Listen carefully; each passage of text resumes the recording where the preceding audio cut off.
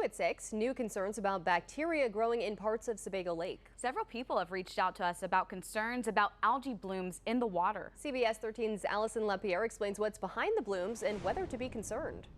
Some parts of Sebago Lake are seeing what's called a Gloeotrichia bloom. It's something officials say is pretty common to see in Maine lakes towards the end of the summer. These organisms, which can lay dormant in lakes, are able to float to the surface, and they're more readily observed right now when the water is calm and clear.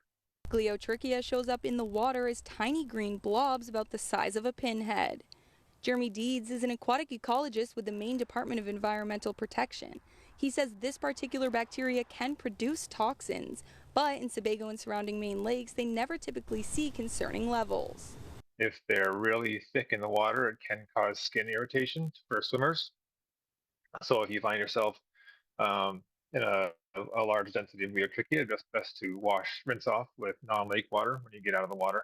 A staff member at Portland Water District went and found the site and looked at the sample, and again, it was very, very low concentrations of this of the colonies. So was not something we were particularly worried about. Ben Perez, research director at Lakes Environmental Association, says the blooms typically go dormant when the waters cool down closer to winter. As they only are showing up usually in the warmest times, late July, bit of August. Kind of interesting to see them still around now.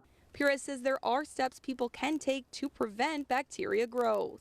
Encouraging people is to do best practices on their waterfront property to avoid erosion, avoid nutrients, don't fertilize your lawns. Those kind of things will help keep that part of the equation out. Officials say if you do see a dense area of Gloeotrichia, to report it to the Maine DEP. In Sebago, Allison Lapierre, CBS 13 News.